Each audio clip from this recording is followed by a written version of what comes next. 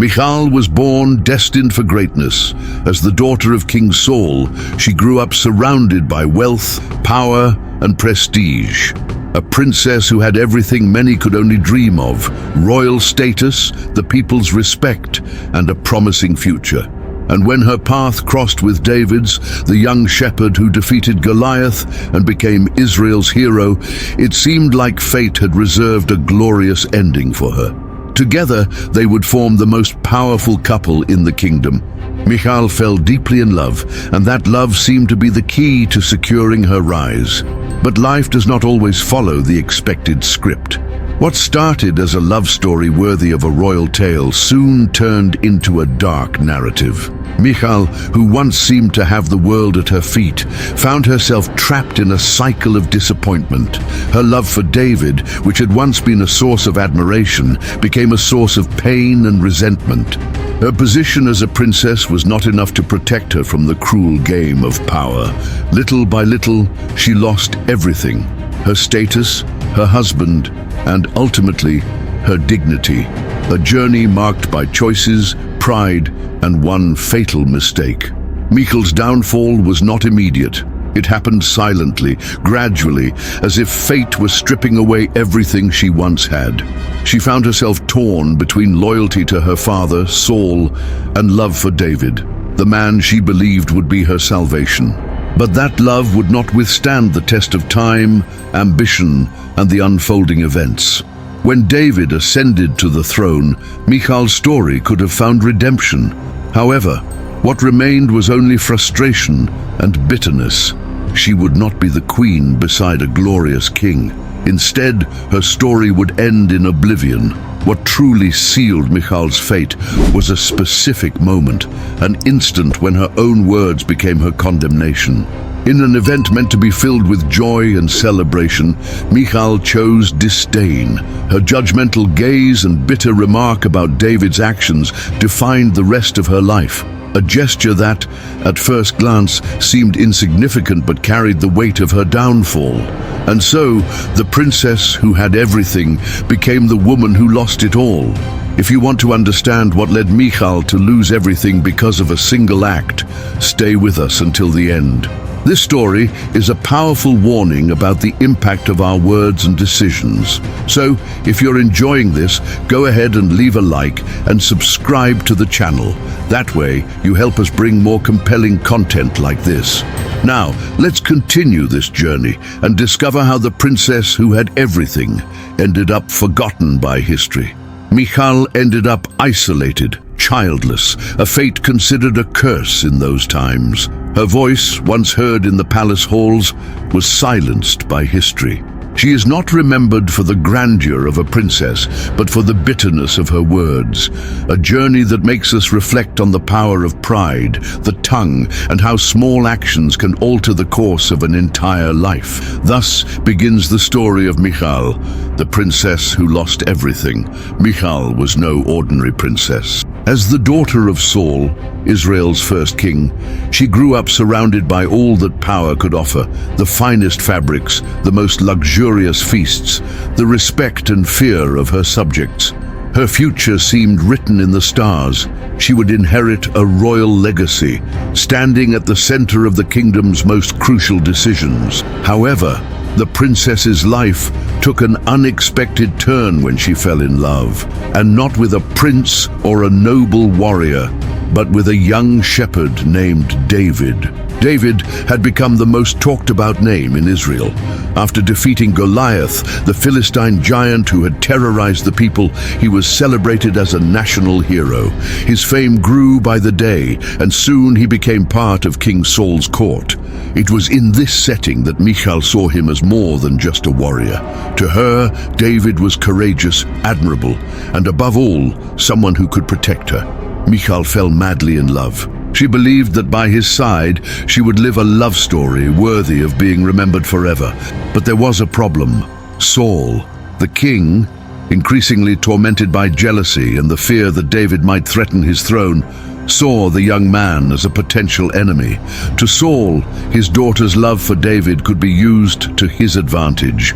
If David wanted to marry a princess, he would have to prove his worth. Saul set a dangerous condition. David had to bring the most perilous dowry imaginable. And David, determined and ambitious, met the challenge. Thus the marriage took place. But rather than the beginning of a fairy tale, it was the prelude to a tragedy. Michal and David's marriage should have been the start of a glorious life. After all, she had married the most admired man in the kingdom, but Michal's love for David seemed to be one-sided. To David, the marriage had a political significance. Being married to the king's daughter strengthened his position, bringing him even closer to the throne. While Michal dreamed of a union built on love and admiration, David saw a strategic path. The difference in their intentions would be the first of many rifts that would separate them. Michal believed that her love for David would be enough to overcome any challenges. When Saul decided to take David's life, it was she who saved him, helping him escape certain death. But instead of being rewarded, Michal was abandoned. David fled to preserve his life and ambitions, leaving the princess behind, vulnerable and exposed. Her father, driven by anger and a desire for control, decided to punish her. Saul gave Michal in marriage to another man, Paltiel, and so the princess who had believed she had found true love found herself trapped in a new marriage, far from the one who had won her heart. Michal's story, which began as a tale of love and power, became one of loneliness and betrayal. She was a woman who loved deeply but was used as a pawn in a political game. Her love for David, which should have been the key to a bright future, became the source of her downfall. And while David continued his rise to greatness, Michal faded into the shadows of history. Michal and David's marriage seemed destined to be legendary. On one side, the royal princess, daughter of King Saul, raised in luxury and with the expectation of a glorious future. On the other, the young shepherd who defeated the giant Goliath and won the admiration of all Israel.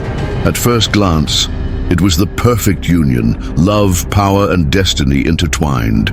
But beneath the surface of this seemingly glorious story lay a web of distrust, ambition, and divided loyalties. What could have been a symbol of national unity quickly became a stage for conflict and resentment.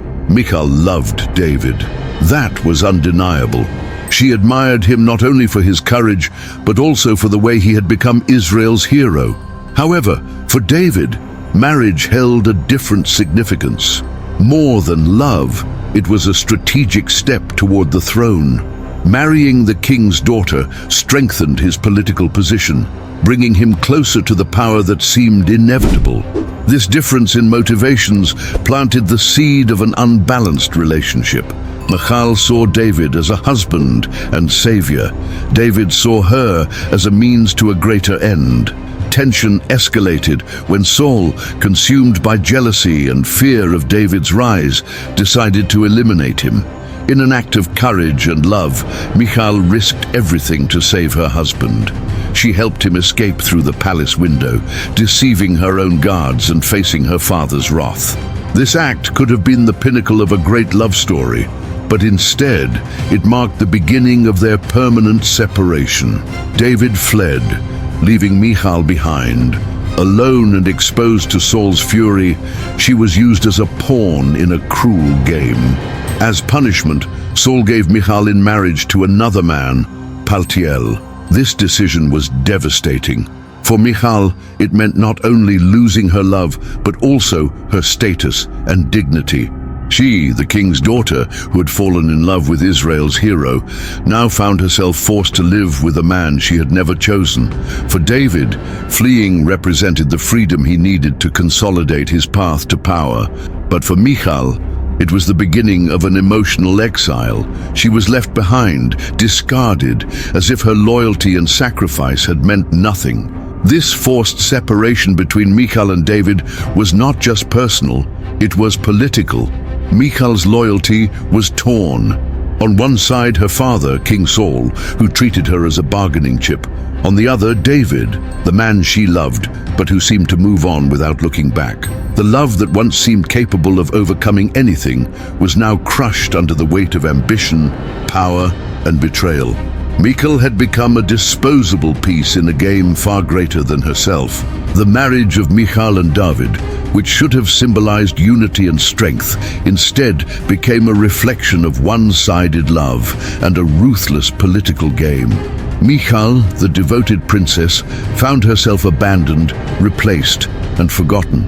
Meanwhile, David continued his journey to the throne, leaving behind the woman who had risked everything for him. But fate still had plans for Michal.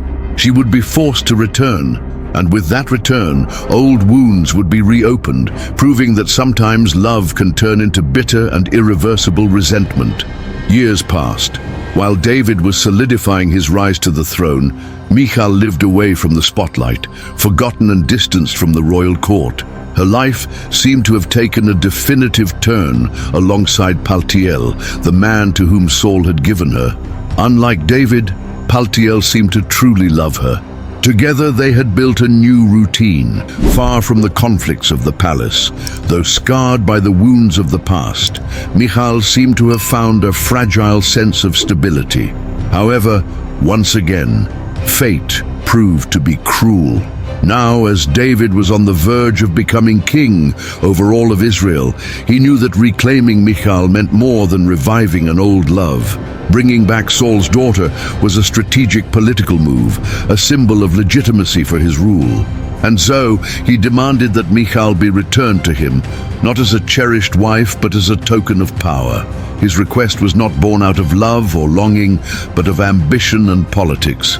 To David, Michal was the final piece needed to solidify his claim to the throne. David's order was absolute. Michal was to be returned regardless of her will or Paltiel's. What followed was a brutal separation.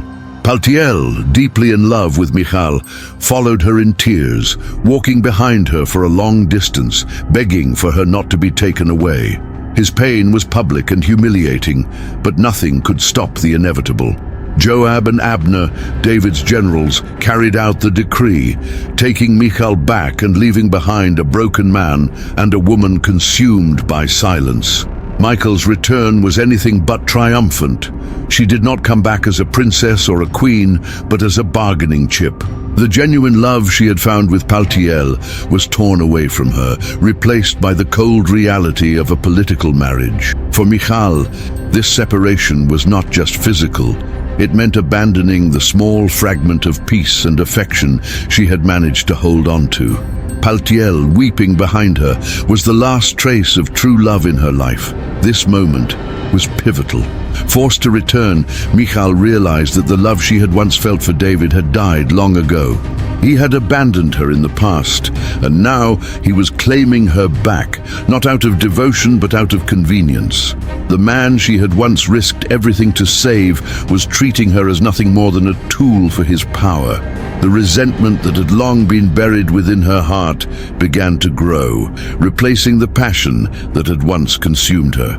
The cruel separation between Michal and Paltiel was not just the end of a relationship.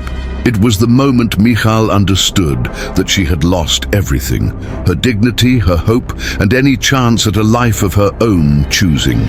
She was returning to a man who no longer loved her, to a palace that was no longer her home, and to a future filled with bitterness. From that moment on, love turned into resentment, and the princess who had once dreamed of a grand love story found herself trapped in an empty marriage, one built not on affection, but on politics and oblivion. The reunion between Michal and David was not marked by emotion or tenderness. Years had passed since they had last seen each other. David, now a fully established king, had married other women and built a life filled with power and influence. To him, Michal represented a political link, a symbol of legitimacy to the throne, not a rekindled love. For Michal, returning to David's side was a cruel reminder of everything she had lost. The man she had once loved was no longer the same. And deep down, she had changed as well. When she saw him again, Michal faced a completely different David from the young man she had once fallen for. He was no longer the fearless hero who had challenged giants. Now he was a shrewd king, entangled in political strategies and marital alliances. The palace was filled with David's other wives, each with her own story, influence, and children. Michal, on the other hand, returned without love, without children, and without purpose. She realized with bitterness that she was no longer special. There was no space for her in the king's heart, only in his game of power. The emotional distance between them was undeniable. Michal, who had once envisioned a reunion filled with love, instead encountered coldness and indifference. David remained focused on his political and religious ambitions. The responsibilities of ruling Israel consumed his time, and his other wives occupied the places Michal had once dreamed of filling. She, who had believed herself to be the chosen one, now saw that she was merely another figure within the royal harem. This realization was devastating. Her lack of children only deepened her sense of inadequacy.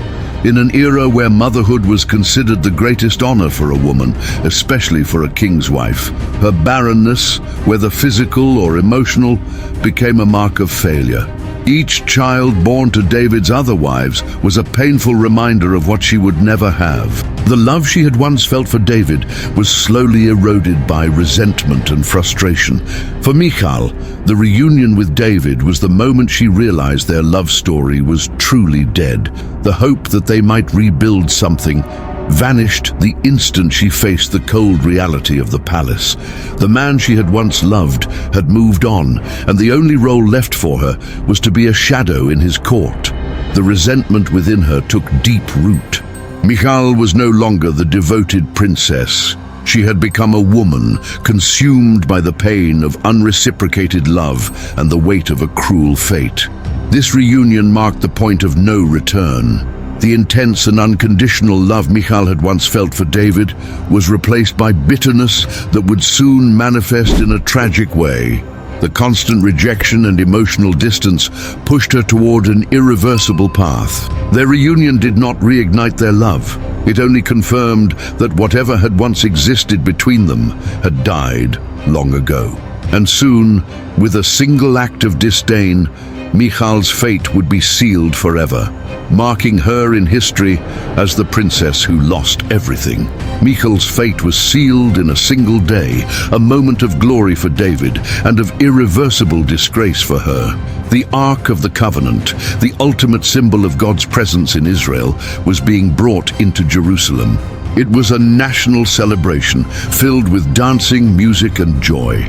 David led the procession, wearing a priestly ephod, dancing with all his heart before the people and before the Lord.